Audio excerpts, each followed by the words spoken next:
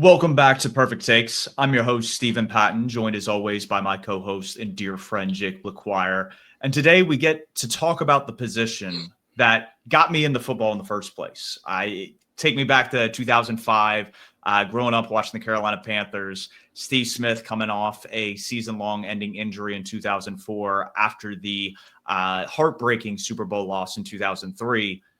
Just starts like going on a tear. I mean, he made everyone fear him that year on his way to winning Comeback Player of the Year, and that kind of inspired me. A smaller guy at that position, just being able to dictate so much of an offense, at least from the aerial production side, really drove me to the love of the game. And so today, what we get to talk about is some of the recent signings, extensions, trades. The market as it speaks today of wide receivers. And then we get to talk about some of the prospects, guys that are coming out. And it'll be very exciting to get into, I think, all of that. But I think to start with probably the biggest news that came earlier this week, it's Ja'Marr Chase, T. Higgins, both getting extended by the Cincinnati Bengals. What are your thoughts on that? And is this a viable way of building a contender, a team that wants to win a Super Bowl? Well, I would have thought it would have been the long snapper position that got you into football, but I guess I was wrong there.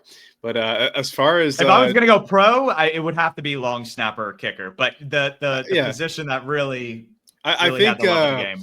I think anybody, as long as you're like around average height and weight, could be. No disrespect to long snappers. That's like the long snapper prototype is like, hey, are you around 5'9", 5'10"? Can you push a little bit? This is where you have to play because you can't do anything else. But as far as Ja'Marr Chase and T. Higgins go, first thing, pretty cool to get him as a package deal, right?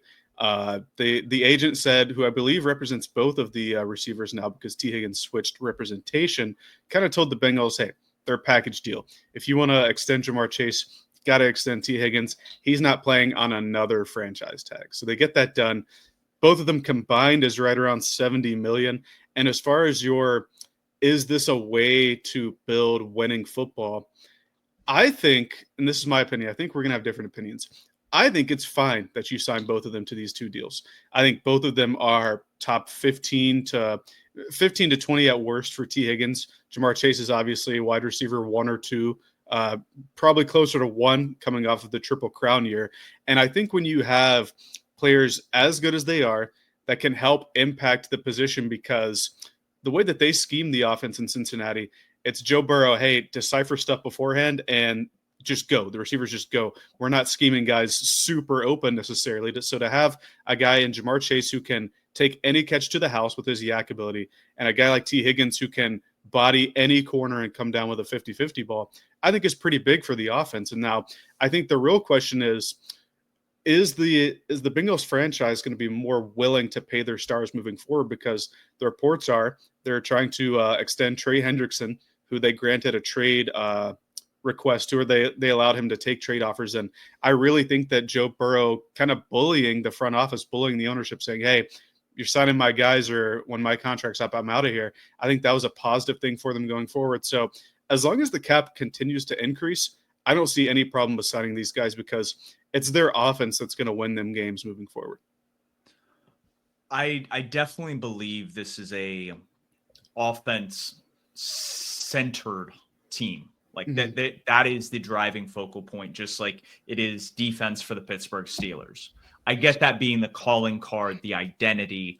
When I invest this kind of resource into just one position, it kind of scares me, because why did you draft Andre Yoshivas?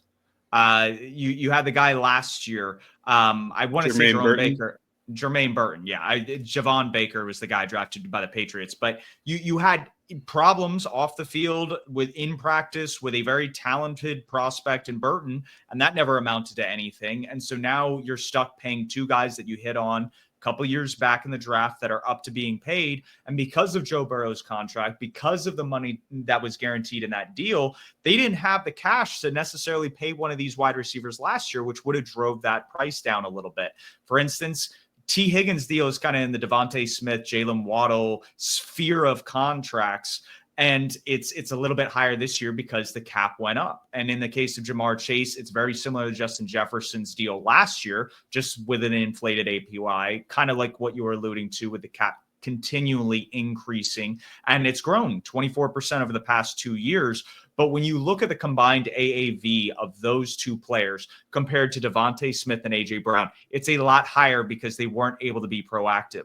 And then the other thing to look at, and the reason why it's like, oh, well, this is similar to like the Eagles investing in two of their wide receivers. It's not from a money standpoint. It's not from a cap standpoint. And then the other comparison would be Marvin Harrison and Reggie Wayne in the 2000s with Peyton Manning, when they, again, like you said, focused their team's identity on the offensive side of the ball. And they just needed a bend, don't break defense to complement that.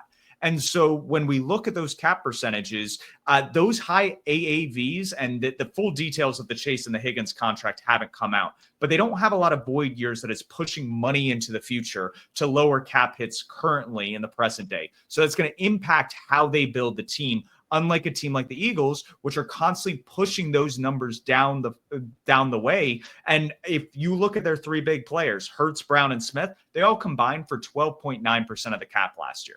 That's how they were able to build the Super Bowl team. That's how you're able to pay all your stars on the offensive line, your defensive stars. Like, that's how they were able to do it. And the Bengals aren't willing to do that. Now, granted, they have some guaranteed money in the second year of T. Higgins' contract, which shows they are willing to grow. They may do exactly what Joe Burrow alluded to, which is you kind of convert a lot of this like higher cap hits by converting salaries to signing bonuses, and that'll drop that a little bit lower. But we haven't seen the Bengals do this. And so if they aren't going to take those team building tools that we see the Philadelphia Eagles, the New Orleans Saints, some other teams that try to push money into the future, it's not going to work.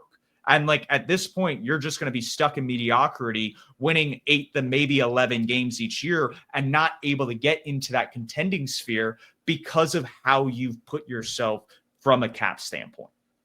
For sure. A lot of teams aren't willing to do the void years and stuff. So I don't want to necessarily fault just the Bengals, even though they have been historically one of the cheaper franchises when it comes to spending.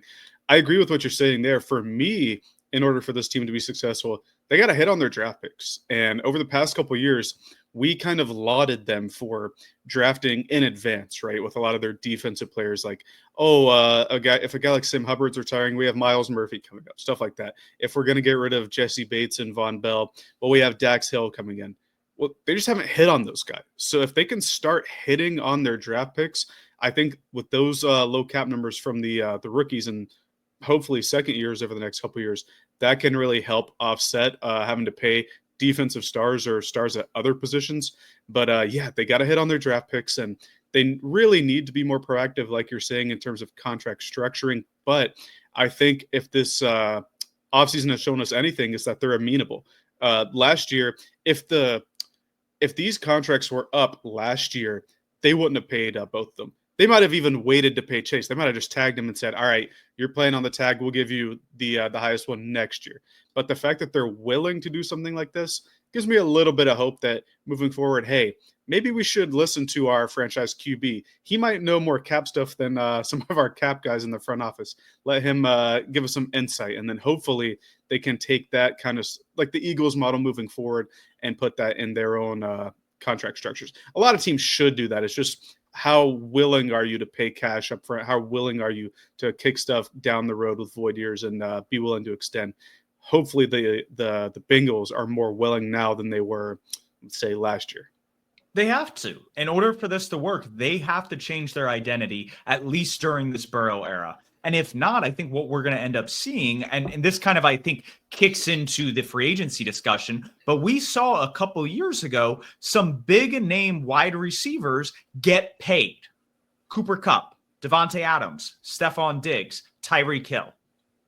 Only one of those guys are on the team he signed the contract with. And we're talking a couple years since these big mega deals got signed. I think it was back in 2022, if I'm not Yeah, mistaken. the offseason after that. Yeah. Yeah, so like after that season, you have all this big money thrown around, and three out of those four guys aren't even on the same team. You got Cooper Kupp now in Seattle. You have DeAndre Hopkins. Well, no, DeAndre Hopkins wasn't a part of that. He was a part of a different one. Devontae Adams is now a Ram. He's moved since the Raiders to the Jets and now to the Rams. So he's had two teams. And Stephon Diggs, he got traded to the Texans and he's now a free agent.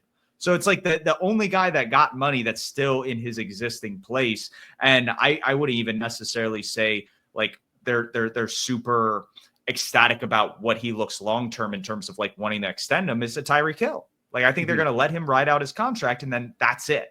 So when you see all that big money getting shelled out and those guys aren't even on the team, if this doesn't work, the Bengals don't change their approach, I think one of these two guys are going to get traded. And obviously, I think if you're going to trade anyone, it's going to be T. Higgins. So I will say right now that that's something to monitor, not this offseason, obviously, but in a couple off seasons, if they're kind of tied to the salary cap, they could be trying to offload one of these guys. Well, I would say the stark difference here between Higgins and the guys that you mentioned was that was their third contract, right? You've long preached that the third contract, second extension is sort of the end of the wide receiver shelf life. And with the argument that you presented today, it kind of proves it, right? Adams is on to his 4th team now. He hasn't played for the Raiders in a couple of years. He got traded from the Raiders, but that wasn't necessarily play based. Cooper Kupp got cut this offseason. And then who's the other? Stephon Diggs, right? He was traded and then obviously serious injury, and now he's a free agent. He would probably still be on the Texans, but they did some funky stuff in the offseason to give him a 1-year deal. Basically, he bet on himself, and I thought he was playing quite well up until that injury, so we'll have to monitor that one. Tyreek Hill, though, has fallen off in production since 2 years ago where he almost won a Triple Crown. Yeah. But no, my bad. I thought you were going to go on a rant with Tyreek Hill, but to go back to Stephon Diggs, what's interesting, I think the reason why Houston brought him in is they wanted to use him a lot more in the slot, and they were able to with Nico Collins. And when both of them were healthy, the offense definitely was humming and clicking a lot more than it did towards the end of the year. But I think what they found in terms of replacement there, and I don't think he'll come back to Houston, even if they think his medicals get cleared coming off the ACL tear, is why they traded for Christian Kirk. They are going to get their slot wide receiver, the production out of him. And for those watching on YouTube, if you see where Christian Kirk is on the graph, that's really close to where Stephon Diggs is. He's kind of in the range in between Deebo Samuel, Olamide Zaccheaus, and Christian Kirk. So that's kind of the role, the void that they're trying to fill. I think he'll be good in that role in terms of Kirk. It will be interesting to monitor if Diggs gets signed coming off that tear, and if it's closer to training camp or potentially even afterwards, given how the injury was sustained in season. Yeah, and I think that brings up a good point, right? We've talked about some players that have been on the move, but the remaining guys out there are kind of these old heads. Some of the guys that you kind of see might wait till the end of training camp or right before training camp to sign. Guys like Amari Cooper, Stephon Diggs, Keenan Allen, Brandon Cooks. Pretty sure all of them are on the upper side of 30 there, and it wouldn't shock me if none of these guys signed till the summer.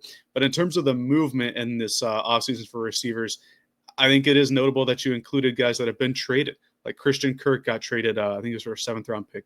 Deebo Samuel got traded to the Washington Commanders. DK Metcalf traded to the Pittsburgh Steelers.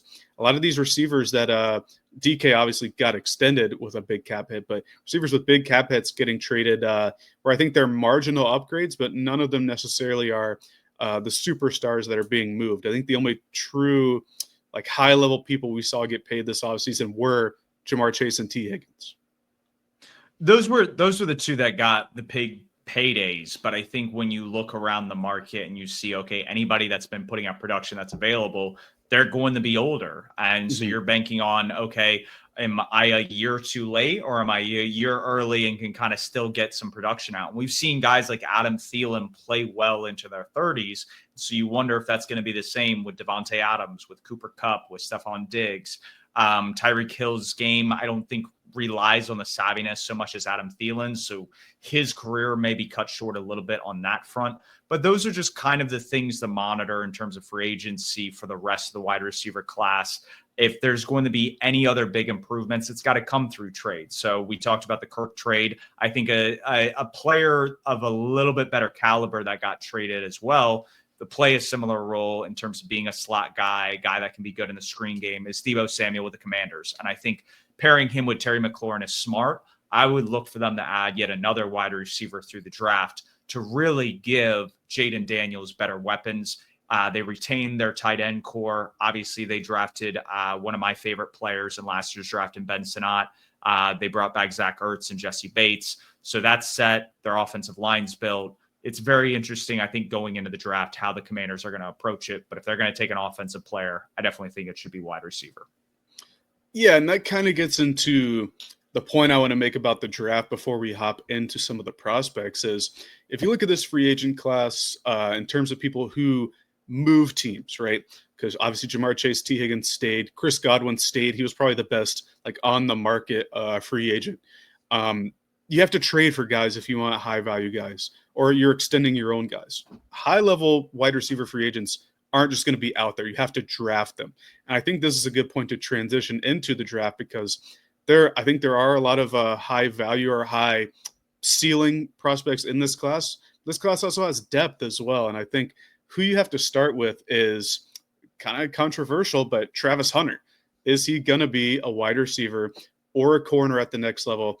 I don't think that the team that takes him, because he's going to be a top 5 pick, right? I don't think that they're going to be comfortable enough to say, let's give you 100 snaps a game. Like if you're going to go to the jewelry store and get a nice diamond, right? Let's say you're giving it to your girlfriend or to your wife, like to propose.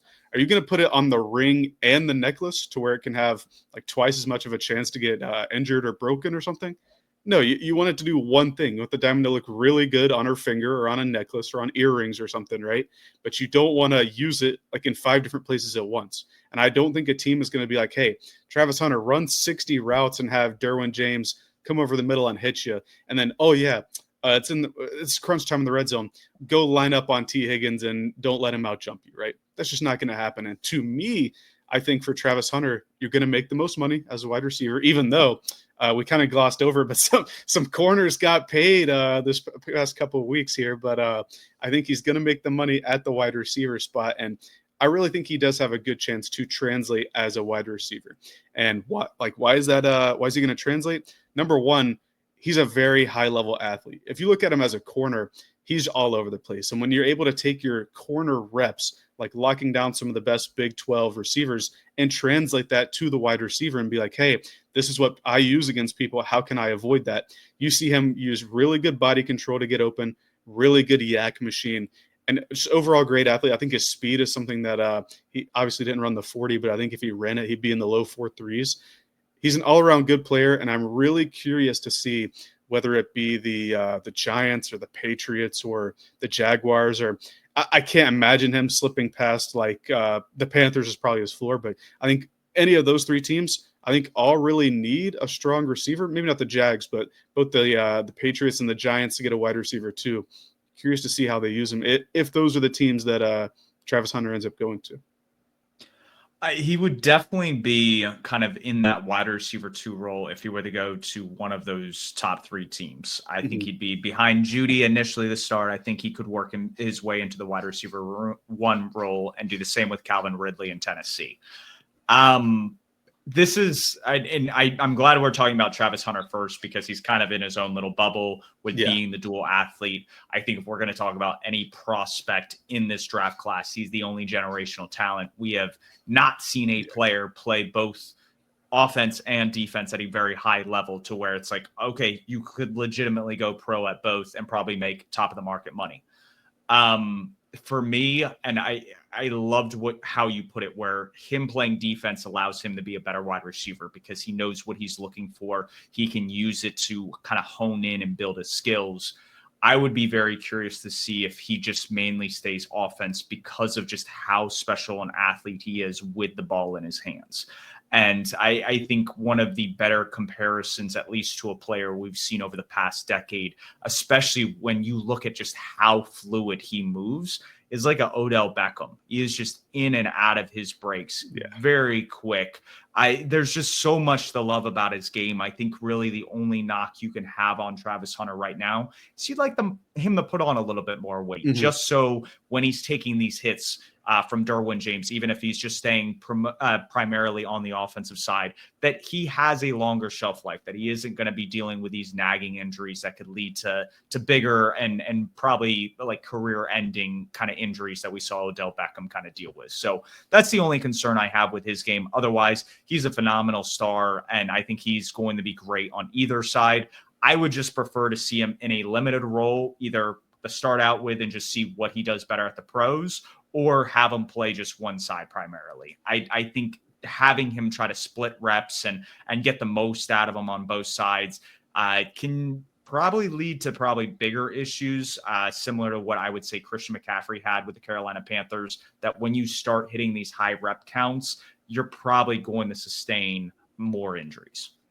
Yeah, whoever ends up drafting him, you're going to have to go into the draft with an idea like, all right, this is what we're going to do. You're going to have discussed that with Travis before you take him, because like we're talking about, this is a guy that averaged, I want to say, like 115 snaps per game this season and then a little less last season. I just don't think that's sustainable, no matter how special of an athlete you are. Even if you're Megatron, he couldn't play that many snaps per game, right? Even toward the end of his career, he was dealing with some stuff. So you really need to hone in. I think you're right on point.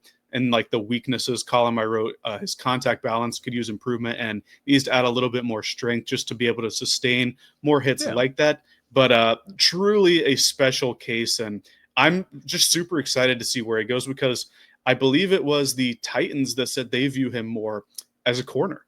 And I suspect that the Titans are going to go quarterback. All the signs in free agency so far point to that. But if they pick the best prospect in the class and want him to be primarily a corner, wonder how that's going to turn out, because I think you could also use him as a red zone receiver if he's just primarily the corner. But after Travis, who's a unique case, like it's hard to put him, like rank him as a receiver or as a corner for that matter, then you really get into splitting hairs with like, all right, who's the traditional wide receiver one? Well, Tet McMillan has had a lot of steam throughout the season and offseason, even though recently he's kind of tapered off in favor of Matthew Golden. And you're shaking your head. You don't quite see it there. I agree with you. I don't quite see Golden as wide receiver one, but I think between McMillan, Golden, and Luther Burden from Missouri, there's compelling cases for all of them to be wide receiver one. For me, go ahead. No, continue. I'm very curious to hear your take because this is the top three. After we've talked about Travis Hunter, I think these legitimately are the top three wide receivers in this draft class. Well, I believe I have Mika Ibuka third on my list, but Tet McMillan is my traditional wide receiver one. The fact that he ran a 4.55 the other day at his pro day doesn't dissuade me whatsoever. That's pretty much what you see on tape. But he's a special mover for his size. They measured him at 6'4", 219, I believe, were his pro day measurements. Probably cut down or put on a little bit of weight for the pro day, kind of like Bryce Young did. Just you got to look a little bit thicker. But he has phenomenal body control in midair, which is insane for somebody of his height, his length. Reminds me a lot of we mentioned Megatron earlier, who could jump and hoop with the biggest of them. He reminds me a lot of that. I think for his size, he has good long speed. He's going to have unique strides, right? Because he's so tall. And when he's able to rev up and get into space, I really enjoy that. I think he can accelerate out of his breaks quite well for someone who can't. He's not like 5', he can't like get down and cut like that, like a lot of the short receivers can. But I think he does it well for his size. Obviously, a really good contested catch guy. And I think the biggest thing for me is his ability to create space. He's not a super fast guy like we've talked about. He's not going to be like Emeka Egbuka, who's going to like instantly route you up. He's not like Luther Burden, who can like cut on a dime. But the way he's able to use his body and like generate space, like using his arms to extend, like using leverage to get people kind of off of their feet, like move corners with his weight and then move from there to create space. I think that's really special. Like it kind of reminds me of Drake London coming out, but I think Tet McMillan knows how to use his body a little bit better. I think London was probably a better route runner at that time, but there's really enough for me to say that McMillan deserves the top 10 looks that he got early in the the season this year, early in the offseason, and I know he's kind of tapered off and is falling into the 20s. I think that's just erroneous by a lot of the evaluators out there. I really think he won't go any further than like 15th in the draft, and it would really break my heart to see like the Saints or the Falcons end up taking a guy like this, because we didn't really talk about it, but I think wide receiver 1 is probably either the biggest or second biggest need still for the Panthers, and I think this is a guy who could really his median outcome has a high opportunity of providing him to be a wide receiver 1 in the NFL. Absolutely. Ted McMillan has all the tools. We'll bring up I think the weaknesses in his game, but overall, like you brought up, I think the NFL comparison is Drake London. When you look at body type, when you look at where both those wide receivers win best at in terms of route running, catch point, just things you want to see from an X receiver. When we get into the differences, I think Ted McMillan it gives like a rangier, more feel. I feel like the catch radius is a little bit larger with him compared to Drake London. And that's not to take anything away from Drake London. I think he's a very talented wide receiver, but we saw Drake London, I think, go 8 in his draft to the Atlanta Falcons. And the guy that I think Ted McMillan reminds me of, because he just plays a little bit lengthier, and I don't think he's nearly as good a route runner as AJ Green was coming out. But again, another really top 10 pick. And it's these wide receivers. Like, I think he does fit a lot of people's prototype for what a wide receiver should look like. A big physical guy that does have some technicalities to his game. I think his best route running comes when he's given cushion. I think when there's some press man, he does struggle, especially on the outside. And you do worry about that and that transition from college to the pros. Will that be an adjustment? Will it take some time for him to develop? But overall, this is one of the best wide receivers in this class. He's going to be a huge red zone threat for whoever gets him. And he is going to pose a lot of problems to defensive coordinators that don't have a cornerback 1 that can just lock him up on man-to-man situations. Yeah, and I think I kind of glossed over it, but I'm glad you mentioned it. His like wingspan and reach, I think, is unique in a way to where you mentioned it. There aren't corners that can really box him out or out jump him, especially in those red zone situations. Kind of reminds me of Mike Evans. We saw that on full display when they played in Charlotte this year. I kind of incited him mossing JC Horn on a play, and I'll take full credit for that. And I think it's funny and a little bit ironic because Mike Evans was the last receiver to run a 4.5 or I guess slower and be taken with a top 10 draft pick. He went 7th in 2013. And I think McMillan can kind of break the mold since then and be a guy who ran pro days, you hand time it. So it's not 100% accurate, but the consensus number seems to be a 4.55. And I have no issues taking him in the top 10 if I'm an NFL GM. I think he has the highest outcome as a wide receiver, or like the highest chance to be a wide receiver 1, just because of those physical gifts. And I really think that when you're looking at receivers in this draft, it starts at 4 with the New England Patriots. We talked about Travis Hunter. If he ends up getting to 4 and they could use a wide receiver, I don't think they'd use him as a corner because they just signed Carlton Davis to a big-time deal, and Christian Gonzalez, I think, is a pretty established corner 1 at this point.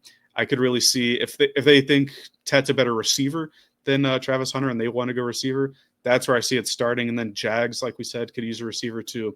Then really all the way down for, I guess, the rest of the first round, because there are a lot of receiver needy teams still out there. And it's not just wide receiver in terms of Travis Hunter. He could play both ways. I don't think he falls outside of the top 10, but with Ted McMillan, there is some room to fall. Yeah. I think it's very hard to say that he's not going to be the first like traditional wide receiver off the board. And it's just because he's had the consensus opinion with him from not only the season, had a very productive last season in college, and he has tested well. Like you said, some of those pro day numbers being in the 4.5s, that confirms everything that a lot of people are seeing on film. And that's the green light. So he's probably going to be a top 10, top 15 pick. I think it's the next 2 wide receivers after that. And arguably the guy that I would say, and both of us agree, are after Ted McMillan. And I would maybe argue should be first, but it's Luther Burton out of Missouri.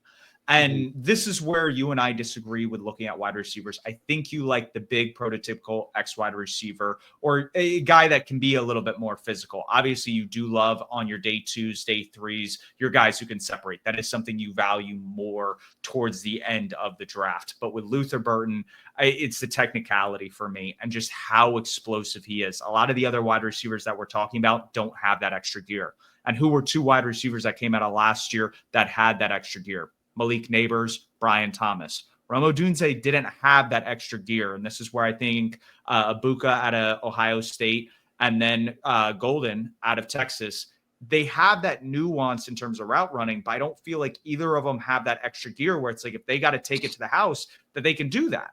And that concerns me when we talk about these wide receivers, because I think these next three guys that we're going to discuss are really good technicians, but I think only one is more explosive than the others. And if it wasn't for the offense in Missouri, where he's just used as a clear out decoy for most of the game, and you aren't funneling your offense through your best player, like that was just malpractice on their part. And I don't think that's going to happen at the NFL level. And I think teams are going to see that. When you have a guy as talented as Luther Burton, that last year, before this last year of college happened, was getting compared to Malik Neighbors, who went top, what was it, top 5 or was it? Yeah, no, Neighbors was 6, I believe. So top 10, but it's one of those things that if you get 80% of Malik Neighbors in Luther Burton, that's a first round pick. Like that is a guy I'm taking in the first round. He's a bona fide wide receiver 1. He's getting compared to DJ Moore. Like he is a physical, smaller wide receiver that has that explosive big play ability. So something to monitor. That's my guy. What are your thoughts on Luther Burton? Things that you're more hesitant about as why you have him underneath Tet McMillan? Well, I think you kind of nailed the summary of him, right? If he were to go in last year's class, this is a guy that people are arguing if he's wide receiver 2 with Malik Neighbors or not. Like that's the kind of year he had last year. I don't think anybody would have said he was ahead of Harrison Jr. out of Ohio State, but no. He's a guy that, like you're talking about, can take any pass to the house. He has that explosive ability, and it's not just like top end speed or anything like that. It's really good contact balance. He can cut on a dime. Like for his size, I think he came in at 5'11". He's really stocky and can kind of run people over, kind of in that DJ Moore mold. I kind of compared him to like a more explosive Khalil Shakir, I think is just a little bit more accurate, because I think with that kind of player in mind, that could be more explosive than DJ Moore. And I think what you're saying, if you can get 80% of Malik Neighbors, that's a first-round pick. I completely agree with you. I'm not sure why he's falling out of a lot of these mocks or top 50s or whatever. And I think it's really just draft fatigue, because we're talking about the draft now as if it's next week. We're still 37 days away, right? So there's still going to be a lot of think pieces, a lot of new mock drafts where people have to mix it up just for content purposes, right? But I really believe Burton deserves to be wide receiver 2 in this class. He is, for me. The hangups I have with him, a little bit of a smaller frame, not weight-wise, but height-wise. He's underneath that 6-foot threshold. And I don't think he has top-end like burner speed. I don't think he's a 4.2 runner. That's fair. I don't even think he's a 4.3 runner. I think he's probably low 4.4s, like 4.41. I think he ran a 4.4. Yeah, he ran a low 4.4 at the combine, so it makes sense. And I don't really care what your combine speed is, like, so to speak, as long as you don't run like a 4.8 or something. Like Tez Johnson at 150 pounds, him running what he ran, I think he ran a 4.8 or like a 4.65. That's very concerning to me, because if you weigh like 100 pounds less than James Pierce, an edge rusher, and he ran faster than you, that's a concern to me. But if you can click like you know what, you have game speed, not a real concern for me. But being a little smaller, and I think when we see somebody like McMillan with the body control and the wingspan and the frame and the ability to win contested catches, I just really don't think you see that a ton. And he knows how to use his body to get open. I don't think you see that a ton in college, like trying to project it to the NFL. So when you have a chance to get somebody like that, I think you have to try to get them. And that's why I have McMillan at number 1. But Burton, I think, stands above the rest as the wide receiver 2 kind of guy. And I wouldn't mind if the Panthers took him at 8 personally. I think he's probably lower on a lot of team around the league's boards, just because there are a lot of talented players in this class. And so I think fans would be more amenable to that pick if it were a trade back scenario. But in terms of fit for the Panthers, I think Burden fits like the offense and the need more than McMillan. I just think McMillan's ceiling is probably the highest out of every non-Travis Hunter person. But I wouldn't be against the Luther Burden pick. I've been a fan of him for quite some time. And we both are. I think that actually the biggest knock, and I know you brought up Frame, but I think sometimes he's a little bit lackluster in the run game in terms of blocking. I'm not saying Ted McMillan's a great run blocker. I don't think either of them necessarily are. I would say that's something that maybe critique. But when you look at the Panthers offense and potentially fit out of these two, because Panthers Twitter is at each other's throat, and then you'll have a guy on the sideline who's like, "Oh, Matthew Golden," and we'll get into that in just a moment. But with these two in particular, when you're looking at Ted McMillan and Luther Burden and how they would fit on the Panthers, I feel like if you're drafting Ted McMillan, it forces Xavier Legette inside to the slot more. And for me, Xavier Legette actually did win on a lot more vertical concepts last year. He just couldn't catch the ball, or he didn't get like throws his way.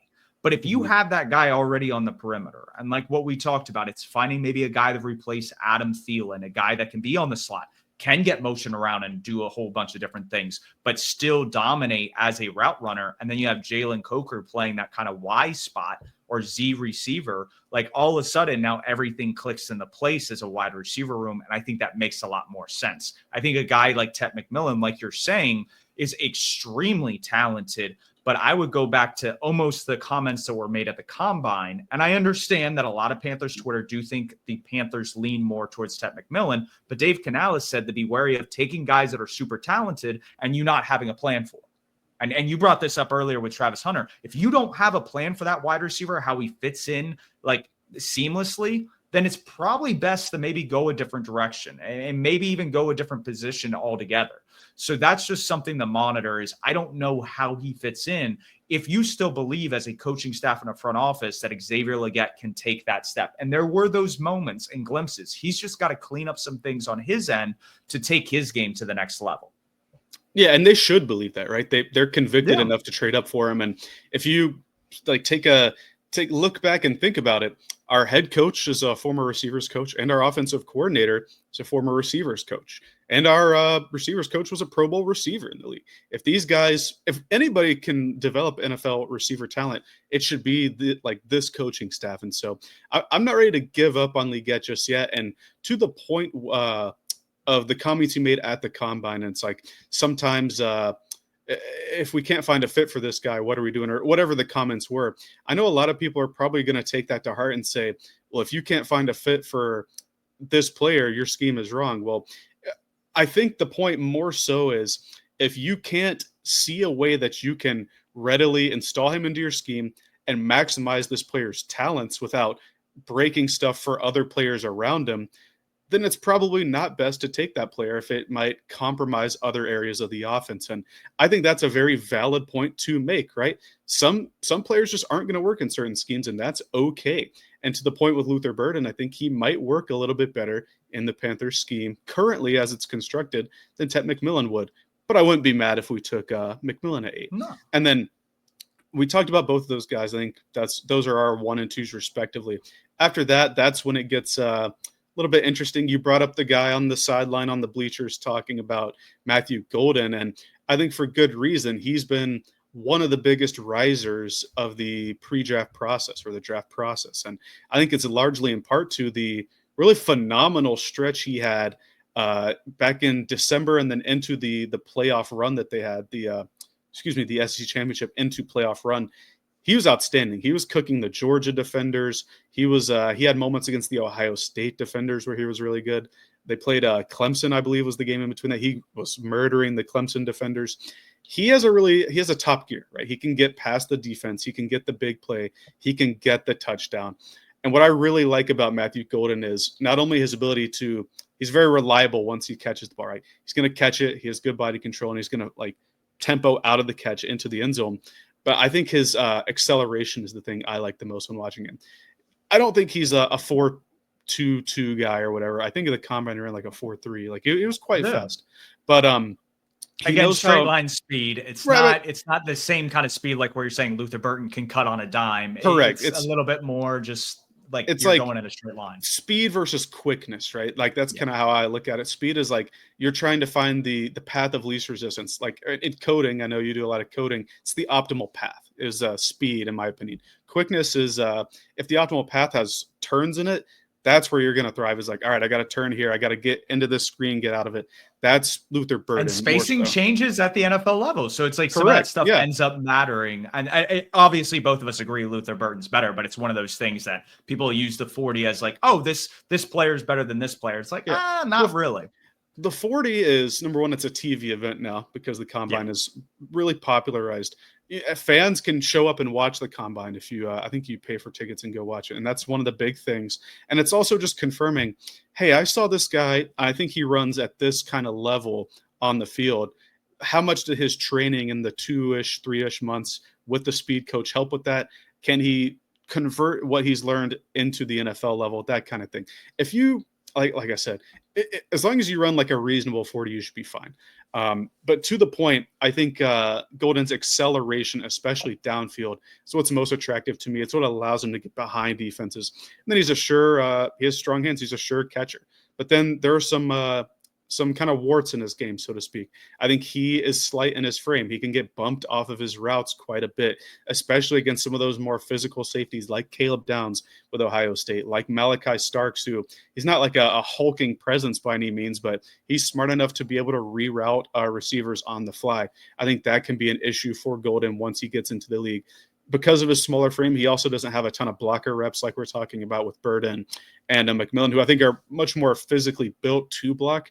And then my number one thing with Golden is if the college football season ended in November, we're not talking about Matthew Golden. We're talking about a guy who's like a third round pick, but because he had that run, really played himself into this conversation, I worry about maybe why wasn't he as consistent early in the season? Like, did he have nagging injuries, stuff like that? Did Quinn Ewers? I know Quinn Ewers was kind of in and out of the lineup, and I'm no Quinn Ewers fan by any means, but was he not a consistent? Like, was that pairing not consistent between those two? That's kind of the thing I not worry about, but it's like a flag. Like when you go through their game logs, oh, he didn't do a ton when he was at Houston last year, and he didn't do a ton early in the season.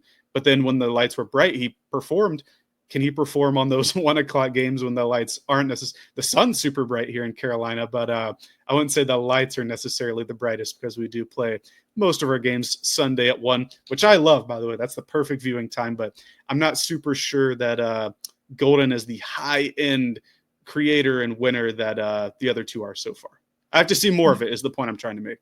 Yeah, and my question to you, Matthew Golden didn't transfer to Texas after this past year. He's played the last couple of years there, right? Yeah. And so you're stuck behind. Yeah. So, but no, you're good. He was stuck behind Adonai Mitchell and Xavier Worthy on the depth chart last year. So you look at consensus rankings, a lot of the guys that everybody we've talked about, Travis Hunter, Tet McMillan, Luther Burton, Emeka Ibuka, who we're about to talk about with Ohio State. All those guys were first round consensus last year. And that wasn't a question. Like you're saying, Matthew Golden, until he had that kind of run in the playoffs towards the end of the year, he wasn't really on anybody's radars. And so I think it's very kind of concerning is because, like you said, the production didn't necessarily match until right there at the end. And early in the year, if you recall, Isaiah Bond from Alabama transferred to Texas. He was supposed to be the guy. He was the first round pick talk kind of guy. He's kind of tapered off toward the end, partially because Golden kind of snatched his chain there. But I think the point you're making is that Golden wasn't a guy like Hunter was, like McMillan was, like Burden was. McMillan and Burden were talked about like coming into the year, like it was a top 5 battle for wide receiver 1 with those two. They were consensus for most of it. Yeah, Ibuka's been a first round pick for 4 years. You got to remember he went back his senior year. He was playing with guys like Garrett Wilson and Chris Olave back in the day, and then it was really he came onto the scene when they left, and JSN was there, and Harrison Jr. was there. He's been there a while, and I think he has the staying power. But as far as Matthew Golden's concerned, I do think he's worth I think he's going to be a first round pick. I think he's worth like a later first round pick, early day 2 kind of guy. I just need to see more of it, I guess, is the point I want to make with him. Yeah. And I like the route running. There are things to love about his game, but just overall, I don't think he has that explosiveness that you're necessarily looking for a first round wide receiver, in my opinion. I don't think he has the physical toolbox, like you said, being a little bit smaller to just dominate his opponent. So I think there are limitations to his game. But to talk about Emeka Egbuka at Ohio State, like you said, has played there the 4 years. In my opinion, when you're playing with that much talent around you, and you have literally Jeremiah Smith next to you this past year, and you're playing primarily in the slot, it just makes me worried about like kind of his role at the next level. Can he play on the outside? Is he primarily a slot guy? Obviously, the production is there. He goes to a school that produces. Like typically, you can't go wrong if you're drafting a top wide receiver out of Alabama, LSU, or Ohio State. Like those are your 3 wide receiver used recently. If it's a top guy in one of those programs, they typically translate, and you typically expect that. But for me, again, and I hate, like, it sounds like I'm beating the same drum, but with Matthew Golden, it was just, you don't have that extra gear. Like, you're good, like running routes. You can definitely see that there's a professional aspect that is going to translate, that you're going to probably be productive or at least a viable part of an offensive structure. But I don't necessarily see it with him. And that's where I don't know if you have a little bit more to add on in terms of praise, but for me, I just don't see first round with him as he has been from a consensus standpoint. I see him as a guy getting taken in the second round. Well, the good news is that there are 2 recent people in the same archetype as Emeka Egbuka with the same kind of concerns. Can they be a wide receiver 1 at the next level? Because they were kind of second fiddle for a lot of the time in college. And that was Justin Jefferson. He played in the slot because Terrace Marshall, who's like 6'6", and Jamar Chase were on the outside. Jackson Smith-Njigba played in the slot because Chris Olave and Garrett Wilson were on the outside. And he had Jamison Williams behind him who could fly down the field on the outside, and Egbuka behind him, and Harrison Jr. was there.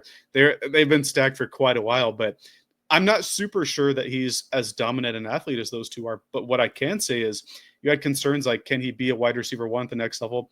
Well, at least I know he can be a very high-end elite wide receiver 2. Yep. He's been elite next to Jeremiah Smith, next to Harrison Jr., next to JSN. He's had his role. And when we talk about Matthew Golden as a route runner, I think Egbuka is one of, if not the best in the class. He has, I think, the best body control in and out of breaks, very, very shifty, reliable hands. He's not going to drop a lot of stuff. I mean, he's been trusted for 4 years there at Ohio State. And then to your point with the weaknesses, mainly slot alignment. How can you project him? I'm not saying like can you or can you not, but as a head coach or an offensive mind, how are you going to be able to use him at the next level when you have guys like for the Panthers, for example? I think Adam Thielen and Coker both thrive the best out of the slot.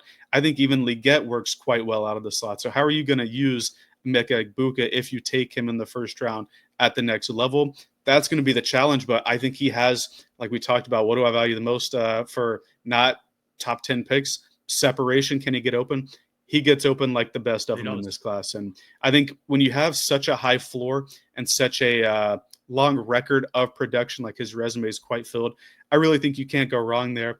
I don't think he's going to be a first or let me say this. I don't think he's going to be a top 10 or 15 pick by any means, because I don't think he has the high-end athleticism or explosive ability that even a guy like Golden, I think Golden can house things once he gets past the safety. But he has such a high floor that I think if you're a team like, let's say, the Bills, who just took Keon Coleman, if you want to put him in the slot or work him with Khalil Shakir, that'd be good. Let's say I want Keon Coleman or Khalil Shakir in the slot. If anything, I would want like a team like the Jaguars at the top of the second to pair him with Brian Thomas. That to me, that sounds like. Well, I was going to say the Ravens as well. I think a guy like Flowers and DeAndre they just signed DeAndre Hopkins too. So I think that Bateman has been a big part of like how they do things offensively. Do you think that like signals that they're ready to move on from that vision for their offense?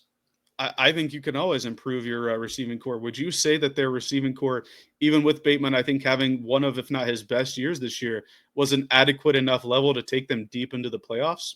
I don't think so. I think it was Lamar Jackson, Magic, and Derrick Henry.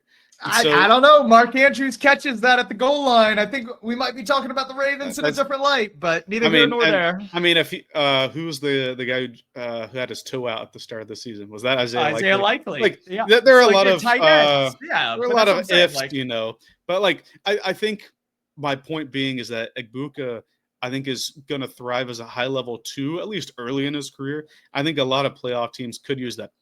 Like I know Lad McConkey works out of the Yeah. slot, but I think the Chargers could use a presence there as well. I know J-Mo's really come on strong for the Lions, but I know Amon-Ra's used out of the middle. I really think that if you are a viable NFL offense, you're going to be able to find a piece for him. I think a lot of those playoff teams that are there at the end are in position to do so. Texans as well. If they are not ready to wait on Tank Dell, they want to use Kirk as more of a gadget guy. They can reunite C.J. Stroud and Emeka Egbuka at the next level. And as far as I'm not going to say all these guys are a lock for the first round, but if I could see any 4, or I guess 5, if you're including Travis Hunter, receivers taken in the first round, it's those 5 guys: Hunter, McMillan, Burden, Golden, and Egbuka. And then after that, it really becomes preference. It's really preferential after round 1. Yeah, I think just to wrap up this episode, just one guy from each of us that we really, I think highly of throughout this process, that I think played well at the collegiate level. I wouldn't necessarily say had the test well at the combine, but just somebody that you think will translate well. And for me, that's Restrepo out of Miami. He was Cam Ward's security blanket this past year. And I think he set a lot of school records in terms of receptions, maybe even yards. This is a guy that I think can kind of be that Julian Edelman, Danny Amendola type, where you're working out of the slot, you're a very intelligent player, and you can be on the same page with your quarterback because you understand what's going on, what they're seeing, and you can kind of be that relief valve. So I'm not necessarily saying he's like a Cooper Kupp type guy. I don't know if he has near the athleticism or the size of a guy like Cooper Kupp coming out, but being able to dominate out of the slot is something that I see him being able to do. And that's somebody where I think if he's there on day 3 in the 4th round, at the top of the 4th round for the Panthers, that's a guy that you can maybe take a flyer on as being not necessarily an Adam Thielen replacement, but a guy that you can consistently rely on key downs, on third downs. David Moore, I know we just re-signed him, but that's a guy where it's like I could see him taking that kind of role in the offense and still being a very pivotal player for Carolina down the stretch. I know you liked Restrepo, but I think I'm quite a bit higher on him than you are. I don't think he's making it out of the second round. I Really? think he could go top 50. Yeah. Okay. Some of the consensus stuff I've seen, it's like he's like towards like the end of round 3, and I would be okay taking him around 3. Okay. But if he falls to round 4, I think it's an easy no-brainer. I agree with you there. He's been there for 5 years, so he does have a lot of the records there. He's been through the best and the worst in Miami. Obviously played quite well with Miami. Hasn't been bad, guys. They just had a one good year with Cam Ward, and I think he's played quite well. I think he's earned the ability to get drafted, and I really think he will go, if not round 2, round 3, and I think that really fits him. For me, my guy is Jalen Royals. He's going to be in my top 5 wide receivers out of Utah State. He had a foot injury to end the year, so I think that might slide him down quite a few people's boards, but I really like what I see from him on tape. To me, reminds me a bit of Jaden Reed with the Green Bay Packers. I think he's quite light on his feet. He has breakaway speed like Reed does, good contact balance, reliable hands. He's quite a good route runner. I don't think he has like the high point ability that Jaden Reed does, but I think you can use him in the ways that LaFleur uses Reed for Green Bay. My knocks on him are obviously the foot. We have to see if that's 100%. I think he could add, despite him not being super strong, like he has really good contact balance for his size, he is still quite slight. And so you'd like to see him add some functional weight there. But I really, really like Jalen Royals. I think if he's there at 57 and if speaking for the Panthers, if you want to go D-line or one of these good defenders in the first round, because I think that's where the strength of the draft is early, is in defenders. If you want to still get a guy with high potential for a wide receiver in round 2, I'm targeting Jalen Royals if I'm the Panthers. Second round is a little rich for me. Like you said, the foot injury is a concern, and I think it's more of a concern because this is a smaller player. I know you brought up Jada Reed, who is a little bit on the smaller end, but he kind of gives off the Josh Downs, Tank Dell vibes. And when those players on the field, they're electric. They're playmakers. But it's staying on the field that seems to be the biggest issue. And so if the medical's clear, I think that's a guy that you definitely bring into the building because of what he can add to an offense. But that's what I'm leery about. Like these aren't college players you're now playing against. These are NFL players that are running just as fast as you and have another 100 pounds on them. Like those hits rack up. And I think people just tend to forget that with some of these size comparisons and why that matters for some of these front offices when they're evaluating wide receiver prospects. So love him. Panthers Nation loves Jalen Royals. I would definitely love to see him in a Carolina Panthers jersey. Those are just my concerns about that player. For sure. In the NFL, size does matter. It's, again, back to the Tez Johnson point. If you're going to be that small, you better run. But I think that kind of gets us into perfect takes territory here. I think we've gone over quite a few receivers that could be available in that first and second round. Didn't think the episode would go this long, but here we are right at the 1 hour mark. My take, and we started the kind of the draft section of the episode with it. Teams are going to have a plan for Travis Hunter because, again, he can't play that many snaps. Maybe he can. Maybe he's like the one person who could do it, but I just don't think it's good asset management when you're risking such a high pick on a player to play him 100+ snaps a game. And so with that in mind, my take is that Travis Hunter is going to be drafted as a wide receiver. When Goodell goes up there and reads off the card, it's going to say the Carolina Panthers select Travis Hunter, wide receiver, Colorado, or at worst, it's going to say like athlete, Colorado. It's not going to say defensive back, I don't think. And I think that's the most prudent path for him because while Derek Stingley did just get a $30 million per year contract, we kind of glossed over it. Jamar Chase just got a $41 million or $40.25 million per year contract. And so as much as the cornerback market is catching up, the wide receiver market is going even further. So Hunter, if his agent knows what's good for him, is going to be a receiver in the league. And I'm really excited to see where he ends up and how he's used as a receiver. I like it. Travis Hunter, the wide receiver. What number do you think he wears? 12 at the next level? Do you think he changes that up? I hope it's like single digit because 12 was cool. I hated it as a DB number. Like when we signed or we traded for CJ Henderson, he wore like 13 or something. It just aggravated me to see that. So hopefully, no matter if he goes corner or receiver, he goes to single digit. I'm a big part of the single digit revolution. So hopefully he's one of those. Like I know Panthers fans won't like him wearing 1, but like that would be a cool number for him in the league. I'm not saying Panthers necessarily, but can you imagine you have number 1 as your receiver? Clean. He's out there catching the go-ahead touchdown, and then he comes in on defense for the final play and locks you up. That's a clean number. But I know for Panthers fans, that might be a little bit of a touchy subject. So I understand the Panthers as a team, as an organization, are not very fond of Cam right now, but that would be the ultimate like backhand. Is arguably the best player in your team's history. Like you should not be allowed to touch that number. It's like the same reason why you can't touch 89, why you shouldn't be able to touch 59. Why you definitely can't touch 51. Like there are just certain numbers in this team's history that should be off limits no matter who you are. I hear you, but if there was one person that you would give it to, would it not be the Heisman winner? Why not choose 2 through 9? Like there's so many single digit numbers that you can rock. 9. But yeah. Well, okay, yeah, 2 through 8. Yeah, but and I wouldn't say do the Jeremiah Smith, the number 4 that it looks like DK Metcalf might be doing.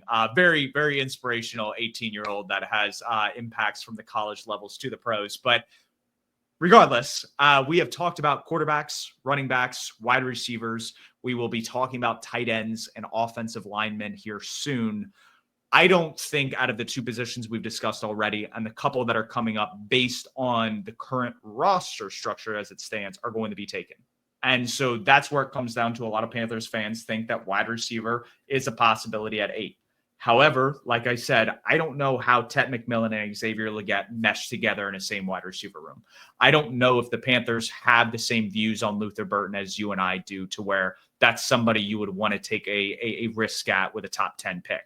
And so with the concerns on defense, with the high, I think, profile defensive players that may be available at 8, I think that will be the pick, and wide receiver and some of the other maybe depth concerns on the offense are going to be addressed in later rounds. So I do not think at 8 the Panthers take a wide receiver. If they trade back, maybe. But at 8, I don't think they take a wide receiver. That's what I was going to ask you. I was going to say, can we throw an asterisk in there if they trade back to 15 or 20? Yeah, exactly. Okay. But at 8, there will be no wide receiver taken by the Carolina Panthers. Well, we'll see him trade up to 5 and go get Travis Hunter then, just for your take to remain solid. think that's going to do it for us today. Receivers are probably my favorite offensive group to talk about, so I'm glad we went long on this one. Like you said, on Thursday we will be talking about tight ends. I know there's quite a large contingent in the Panthers fan base that thinks that a couple or just maybe one certain tight end could be at play at 8. I don't know if I see it, but we'll have to wait till Thursday to hear my thoughts and certainly your thoughts, because you're shaking your head there about a certain Penn State tight end. But until then, oh yeah, you're coughing a little bit there, but no. Until then, you can follow us on Twitter, Spotify, YouTube, Apple Pods, wherever you get your podcasts, and we look forward to talking about said Penn State tight end here in a couple of days. But until then, keep pounding.